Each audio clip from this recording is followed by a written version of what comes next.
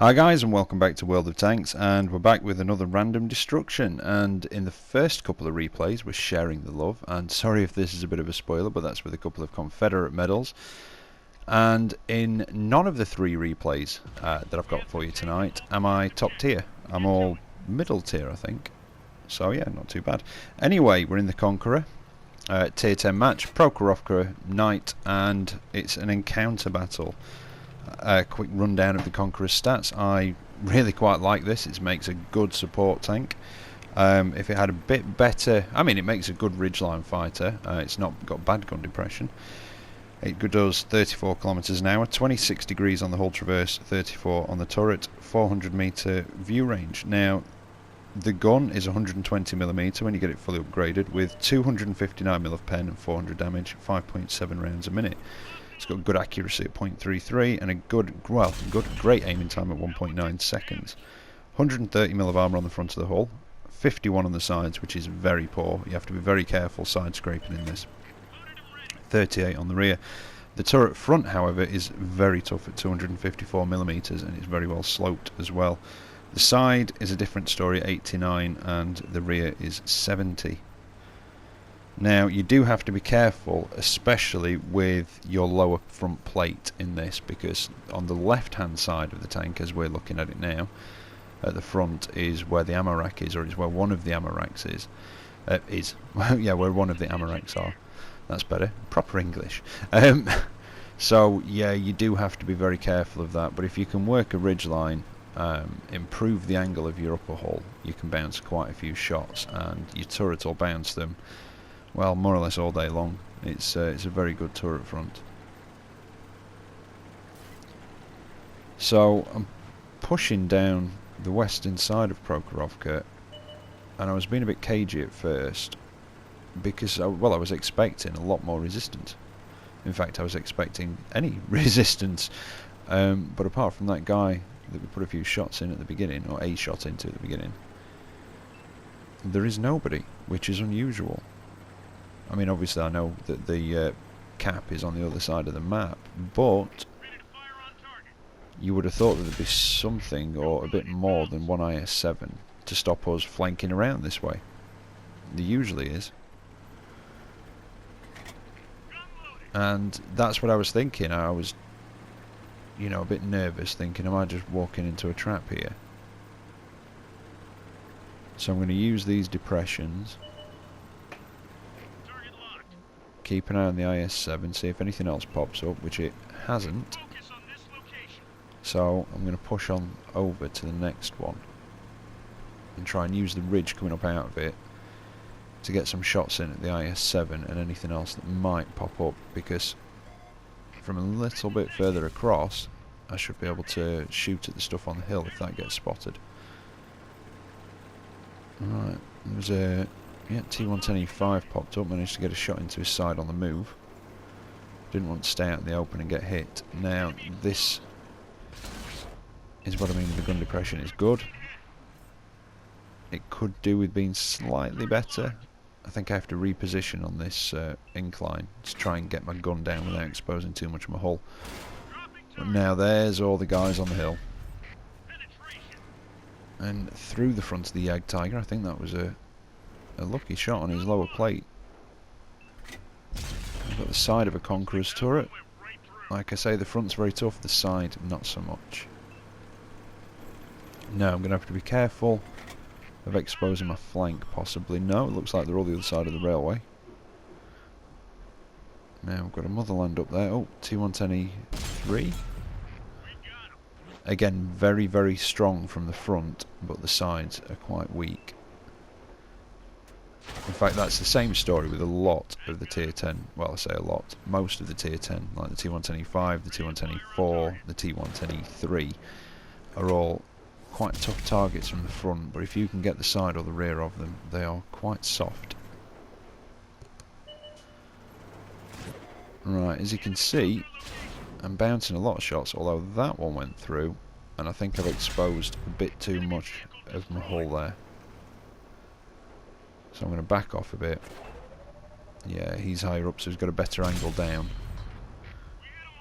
Managed to take out the Conqueror's ammo rack. Shame I didn't ammo rack him. Finish off the T110E3. Nope, somebody else gets him, and the Conqueror's dropped off. Oh. Spotted again. There's the Conqueror. I managed to finish him off straight through the hull. Which is why you've got to try and stay hull down if you can. Now this, I think, is where I need to adjust where I am, because I can't quite get the gun down to shoot at those guys without going quite far over this ridge.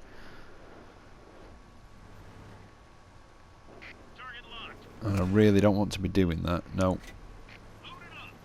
Because they'll just put it through my softer lower plate. Or in fact, most of them, to be honest, will be able to just get through the upper plate as well. Ooh, mercy roll in the motherland. And somebody else finishes him off. Now, this is a bit different, and just the other side of the bridge, there's a bit of a dip. Oh dear. Centennial trying to get a better position. Unfortunately for him, I was over here though. But yeah, there's a bit of a dip on the other side of there, which these guys are using quite well. And I managed to get through the top of the T10's turret. Now, I've not got the T10 yet, I've nearly got it. But if that went through the top, it possibly looks as though there might be that weak spot in the front as well, like there is on the IS-3.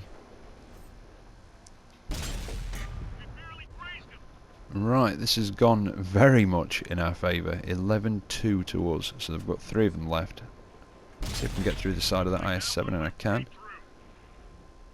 They can be tricky from the side though. I think they've got a bit of spaced armour.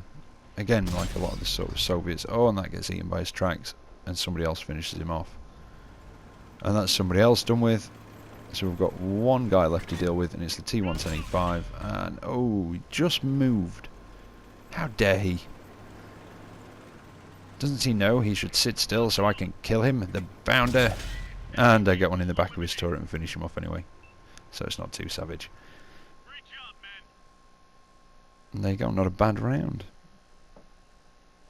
Tier 9 in a tier 10. So I came out of that with 2,418 XP. Quite nice for a daily double. Just a shade under 5,000 damage done. 2,750 blocked, and I got second class mastery, steel wall, and a Confederate out of that as well, and 4 kills on top of that. So I really was spreading it about a bit there. And just going through the ops, I think I got some extra silver. I think it was 25% extra silver for one of the ops there. So a bit less, but not too shabby. It's always nice when you're not top tier and you can still come top of the table. Not bad accuracy, 21 shots fired, 19 hit, and only 15 penetrated, I think that was. And that's those at a distance, I think, some of the tougher targets. That IS-7 definitely.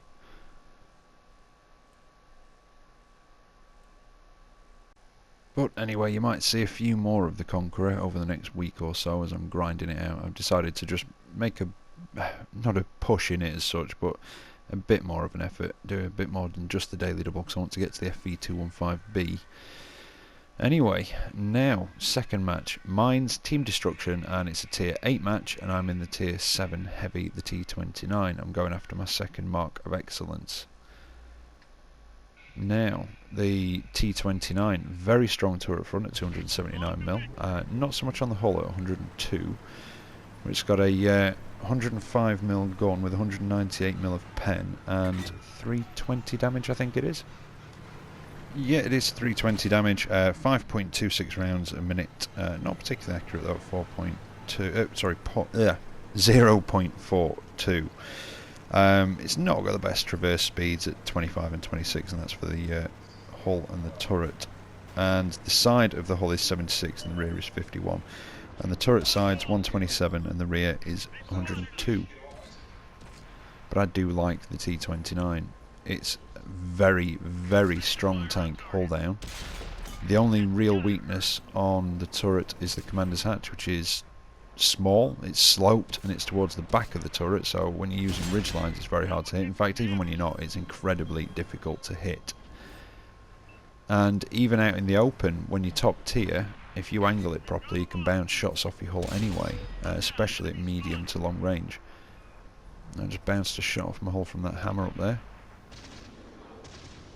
Now, most of this match is going to be a fairly intense fight for this hill, as it normally is on mines. So I'm just waiting for that hammer to poke back out. Oh, Type 64, but a big hit into the side of him and damages ammo rack. I've got to be aware of that light tank on the hill. There he is.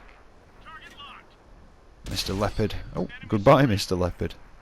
Slightly high roll there, and that just finished him off, which was nice. But there's a CDC up there, so I've got to be very careful exposing too much of my left around this corner.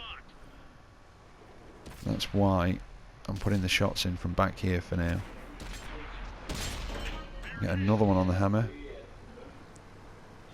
There's a few of us up here. Not loads, in fact, a good portion of our team have gone to that peninsula down the western side. But I'm going to push forwards a bit, keeping an eye on that CDC. See if I can put one more into that hammer, and I don't know what happened there. I think I might have hit the Tiger 2 as he came rushing across. Possibly. Now, take a bounce from across there, but I've got to be careful because the whole enemy team aren't accounted for, and there's definitely things in this match that can penetrate the hull, even at that distance. Luckily, I don't think any of them are paying any attention to me though at the minute. So I'm going to keep working on this Tiger. Where is he? No, can't quite get him. There's a bit of wreckage, there's rocks, there's the bush. I can't quite get a decent shot. And there's a bulldog across there. Now, he will probably struggle to get through my hull at that distance. So that's not too bad. The Tiger 2 and the OI, however, that could be a different story. There's the Tiger, and I just hit that bloody wreckage of the hammer. And there's the CDC making itself known to that Tiger 2 on my left. And, oh, that was just a low roll. It left that Tiger alive. That was definitely a mercy roll, but I managed to finish off the 3002M. There's the bulldog. And I just wish I'd have got that slightly quicker loading time. But nope, not to be just now. Right, there's a KV-4 near the cap. I don't think he's AFK, but I could be wrong. Which doesn't appear to be doing much. Taking a bit of damage though. Now, just thinking about going after that CDC, but then there's a Tiger 2 here, so put one into his side and somebody finishes him off. And there's the bulldog, and again, somebody else finishes him off.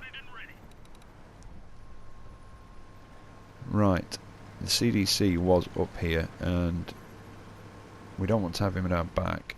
Definitely not, because he's got a 90mm with quite a good rate of fire on it. Now, oh no, he's dropped back down. And this is where I have my first derpy moment of the match. Yes, my first, there are more than one. And start reversing, because I didn't think he was as far down as he actually is, so really I should have just turned around and come at him forwards. And take the shot on the move, and it just knocks his tracks off. And then I think I actually blocked that guy's shot as well, which I didn't mean to do. But reload just in time to finish off the CDC. Right.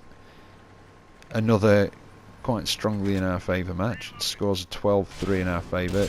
I take a bit of a nasty hit from that Tiger 2 though. And all I manage is to knock his tracks off in return.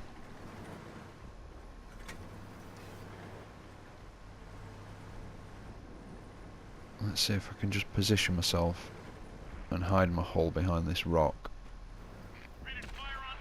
There he is. Oh, he's pulled back. Yeah, I'm not going to get through. That was a bit futile, that shot, to be honest. Can I get the weak spot on the top, the commander's hatch? At this distance? No. And then I realise I'm just poking my hull out a bit too much, so I pull back, and I'm just checking what's left. There goes the KV-4, but at this point, I checked what was left, and then didn't notice that the KV-4 was dead, so I actually go hunting for a dead tank. That's my second derpy moment of the match. Here we go, off on my little merry way, dribbling. But yeah, I don't know. But while I'm just you know, being the village idiot for a few minutes. I'd just like to say big thank you to all my subscribers. I hit 800 yesterday, and it's up a few more than that today, which is absolutely fantastic. And I just want to thank you all for the support as well. So good on you. As long as you keep watching, I'll keep making them. Anyway, that's the match over. I didn't do much at the end, apart from, like I say, go around in circles, drooling. But not a bad match. First class mastery, another Confederate, 3,769 damage done, and 1440 blocked. And a nice daily double at 5,778 as well, which isn't too bad. And that actually left me at 84.54%, so 0.46% off my second mark. So I think I'll have to take it out again tomorrow and just finish off chasing that second mark down. Now, just before the second match, I've been thinking about light tanks and what wargaming could possibly do with them, because it's been bugging me a little bit. What would you guys think to do in maybe increasing their proximity detection area? Because I was wondering about this, because obviously I think 50 meters possibly is your proximity detection, where you'll detect something. But what about if you extended the light tanks proximity detection, so they can detect things further away, and therefore on the corridor maps, you know, they could spot things sooner. But anyway, that's just an idea, just throwing it out there. Right, last match of the night, and it's in the 110. It's a tier 9 match, Great Wall and a standard battle. Now, I've not got it fully upgraded. This one's from a few days ago. I've got it fully upgraded now, but at this point, I'd still got the 100mm to get. So this is the 122mm with 175mm of pen, 390 damage, 5 rounds a minute. Horrible aiming time at 3.4 seconds, very typically Russian almost. In fact, well, it is basically a Russian gun. Horrible accuracy at 0.46. The tank itself, 40 kilometers an hour speed limit, 30-degree hull traverse and 26 on the turret. It's got a very well-angled pike nose. It's very similar to an IS-3, but it doesn't have that weak spot on the top of the turret.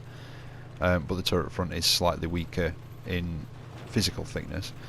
But it has a very, very well-angled pike nose on the front with 120mm of armour, so it can bounce a lot of shots off that. 90 on the sides and 60 on the rear. The turret is 201 on the front, 148 on the sides, and quite a poor 50 on the rear. With the 100mm gun, I think your rate of fire goes up to about 6, and your penetration goes up to something like 215, but your damage drops down to 320, I think it is. But it is a very good gun, and I must admit I am starting to prefer this over the IS-3. I don't know, there's just something about it. I think it's that increased rate of fire. I think I'm quite happy to sacrifice that 70 alpha damage for that better rate of fire. And like I say, it's got a very well angled very well angled pike nose front on it. But with this 175mm, it can be a struggle in tier 9 matches, and tier 10 matches are absolutely horrible. But I've just redeemed myself for completely missing the MT25 before by giving him a good slap and taking off just over half his health and damaging his engine as well. And you can see, even though they're above me, I'm still bouncing the shots off that front. Keep an eye out for him. I can just... no. Come on, just poke out again. No. Go back to the 416, see if we can damage his engine, and no, just donk it into the floor. And in fact, this match, I'd not got high hopes out for this match, because of it being a tier 9 and because I've got this 175mm, but you know, you got to try, ain't you?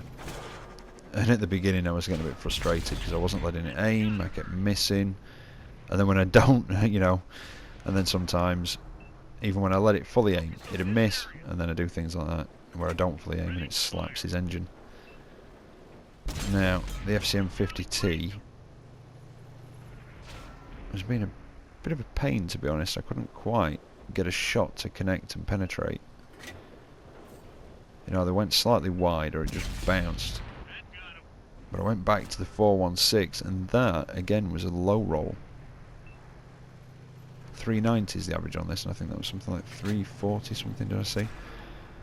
So again, that could have finished him off, and I was just getting a bit frustrated. So At this point, since I couldn't hit the FCM 50T, I decided to just go for the ram, and thought, bollocks to it, let's go and have them. So go over, pop one into the 416, and then clip the 50T and finish him off as well. There we go, that'll teach him for bouncing my shots. But now I've got a Ferdinand at me, but luckily he bounces off the front of my, well, say luckily, very good front. And with this bump in the ground I can hide my lower plate quite well as well.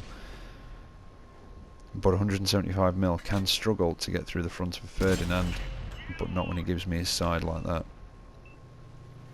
But I've definitely not got enough rate of fire to keep him tracked. So I've got to try and take as much advantage of it as I can. Get another one in his side, but again it's a mercy roll, so I'm going for the ram again. But he tracks me. I think he could sense that coming. And by the time my tracks are back up, I've reloaded. So I just pop one through his plate because I've seen something else coming up behind me on the map. And I'm just thinking, am I going to have a chance to breathe in a minute? Or is this how it's going to be? And I think this is when I realised that I am actually quite alone around this side of the map.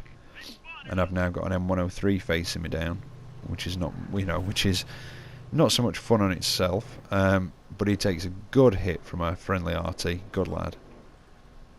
And now I've had a Tiger 2 come to join him, but he's on low health as well, so with a bit of luck and a little bit of skill, I might be able to take these guys out. Now, he comes straight over, he's trying to get around me, but he gives me his weaker side. That's one done. Managed to flick it around for the Tiger 2, and again I'm going for the ram, and he can sense it coming. Not quite enough to kill him, so I'm going to try and back off. And this is where I'm going to struggle with this 175 pen, trying to get through his upper plate. So I'm going to have to try and find a weak spot on the front of here, otherwise this could end badly. But I managed to put it straight through his machine gun port, which was lucky again. That could have ended a lot worse than it did. Right, a bit closer this match, 12-11. We've got 4 tanks, they've got 3. We've lost our RT, they've still got their eye in the sky. Right, now it's at this point I can see that heavy on our base. We lose one of our tanks. So I'm going to try and get back and help him out just in case, because I don't know how much health he's on, I don't know how much the enemy health is. So I've got to try and get back, see if I can help out, and then it might be an idea for us to try and stick together with there only being 3 of us left. I know one of the tanks left, the tank destroyer, is the dreaded Doom Turtle, the T95. Very, very tough opponent from the front, and I'm not looking forward to going up against him, especially with this gun. With the accuracy and the low pen, that's going to be very, very tough. But between those guys, they managed to take out that heavy that was trying to get into our cap. And if I remember rightly, I think I was thinking about going back to them, but then they decided to come up this way. So turn it around, start heading back towards their cap. They've got the T95 left, which is incredibly slow, so it's a pretty safe bet from where he was last seen up around, I think it was about A5 or B5, something like that. I don't think he's going to try and come for our cap, not with the speed that he does, because he'd basically almost get to our cap and we'd just trundle into his. We'd definitely beat him up there. Now the RT, he could be making a run for cap while the T95 guards their cap. But with 3 of us left, it'd be a big risk because he could run into any one of us, and I would take our chances over the RTs, to be honest. He'll get one shot, and then basically if he doesn't kill whoever he comes up against, he's going to get it instead. But I was getting a bit nervous myself at this point. I'm on about half health. There's a high tier RT in play, and he could do a lot of damage to me if I'm not careful. So we were kind of sticking together, but then TD's gone up and over the other way, And I think the other heavy, it looks like he's just waiting there in case anybody does threaten our cab, and then he's in a position to actually get back there. So, where's Artie? I would like to see him before he sees me, but you know what they're like with the cloaking devices. There he is. Oh, and he's seen me, and because of my damage gun, I put that one into orbit. Oh dear, back up. Get behind the building.